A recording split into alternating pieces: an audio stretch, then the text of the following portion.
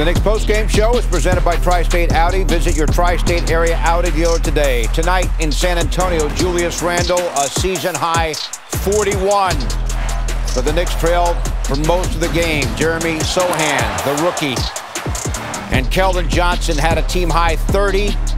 Knicks were down by as many as 16 in the fourth quarter. They got within 7 down the stretch, but end up losing 122 to 115. Great to have you with us here from our Delta MSG studios. Bill Pito along with Wally Zerbiak. So Jalen Brunson missed a game with a sore hip. R.J. Barrett missed a game with that finger injury. Randle had the season-high 41. Immanuel Quickley a career-high 36. But the Knicks got behind late in the first quarter and really never recovered. Yeah, and, you know, they went with their defensive lineup, putting McBride in the starting lineup, and the defense just didn't get it done tonight. They gave up 50% shooting to a Spurs team that's young, that's inexperienced. They also shot 40% from the three-point line. The Knicks were when they were on that 8-game winning streak, they were winning games because they were locking teams down. They were holding teams under 100 points. Their defense has not been where it needs to be. Heroic efforts by Immanuel Quickley and by Julius Randle. I mean, those two guys completely, you know, left it all out there on the floor. After a big-time game 2 nights ago against Dallas that you gave away in the last 30 seconds, to come back tonight and play the way those two guys did, it was impressive. But it's just got to start with the defensive end of the floor. They have to get back to details. Mitchell Robinson struggled a little bit tonight after his best performance of the season, 20-16, and that's why you're going to lose games. If you don't play defense in this league, you're going to lose. All right, fourth quarter, the Knicks made a game of it. It seemed like they were able to get some energy late when they didn't have it for most of the game, and they just couldn't get over the hill. They got real close a couple of times with some runs, but they could never get really close. And the reason why is they couldn't get the stops that they needed. I knew they were going to make a push. This San Antonio team is inexperienced. They don't know how to close games out. I knew the Knicks were going to be able to score, and they were going to put the pressure on San Antonio. But they gave up a couple easy baskets that just really came up to haunt them. And they dug themselves a deep hole. I mean, going into the fourth quarter, they were down 13 points. They were down 16 points at one point. And Julius Randle and Immanuel Quickley just put it into hero mode to try to get the Knicks back into this game. But that was just a huge shot. That Keldon Johnson shot extended the lead back up to 14 when the Knicks had cut it to 9 after that Randle 3.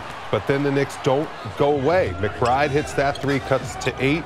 But then again, big bucket by Keldon Johnson. I mean, that bucket, when it was an 8-point game, extends it to 10.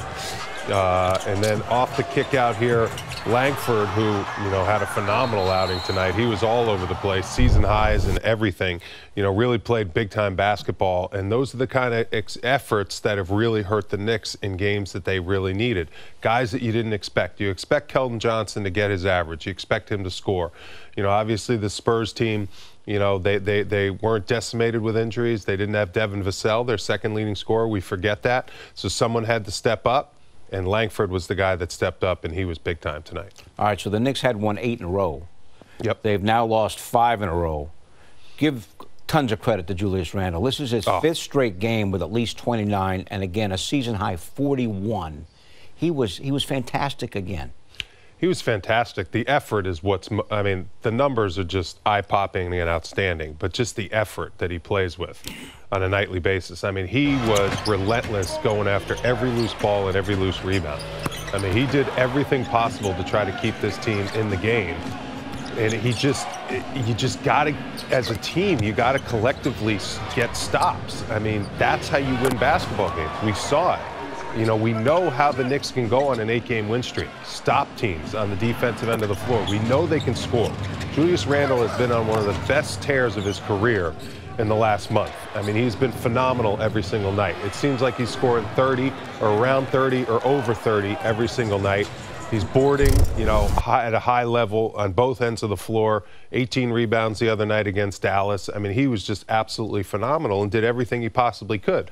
It's just, as a team, to make these efforts come away with wins, you have to do it on the defensive end of the floor. And there's been some slippage on that end of the floor. Knicks got to get back to playing defense, or they're not going to win games like they did on that 8-game win streak. The Randle of 41 also had 11 rebounds. Quickley, 36 points, a career high. Problem was no one else scored more than Evan Fournier's 11. But Quickley, who has had problems shooting the other night with the 15 assists against Dallas, shoots only 5 of 21. But tonight, boy, he was able to put the ball in the basket. 36 points for him. Yeah, and I love the way Quickley read the game. You know, Quickley had 11 assists in the first half against Dallas. This game, he saw that he could use pick and roll. He could get into the paint. He could get shots for himself. And we know Quickley can score. I mean, when he was in college, he was SEC Player of the Year, and he was a scorer in college. He was not a facilitator and a point guard.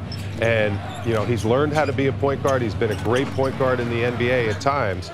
But tonight, he needed to score for his team, and that's what he did. I mean, he got that shot going. He got himself into rhythm. I loved his aggressiveness. I was always taught as a player, be aggressive no matter what. When you get your opportunity to be a starter, let it all go. Don't leave anything in the bag. Just go, attack. Attack the defense. Attack your matchup. Get your looks at the basket. Attack every time you come off pick and roll. Make something happen. Look for your shot. Look to create for your other teammates. It's unfortunate Grimes couldn't get it going like he did last game because the Knicks needed one more scorer, I think. Grimes only went 1 out of 10, Waller. Offense wasn't the problem.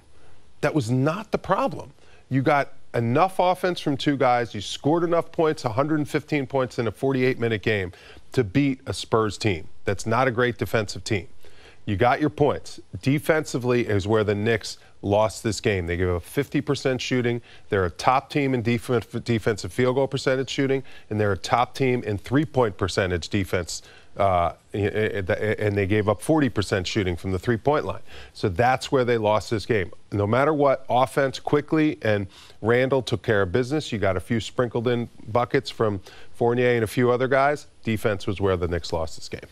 Is that mainly because of fatigue? I mean, the loss against Dallas was a crushing loss emotionally and physically. Yep.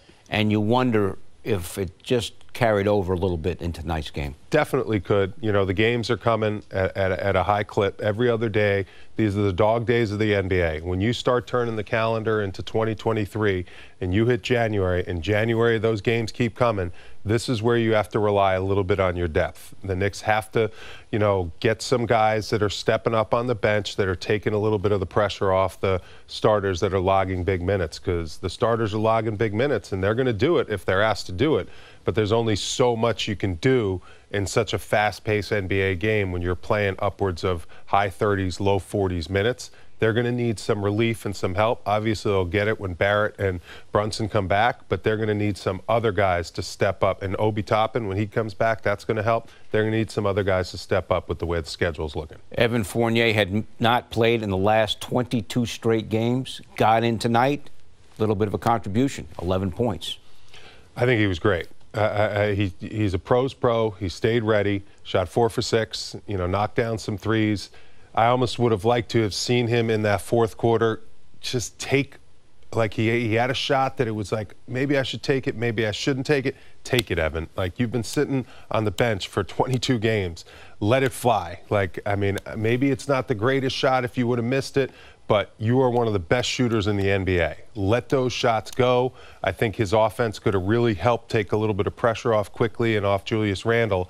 And, you know, I think he showed that maybe at times he can come in and help this team and give them some scoring punch off the bench, because this is a long season and they're going to need some guys to step up and give some, you know, kind of unexpected performances in order to help bridge the gap when some of the starters are banged up and really worn down.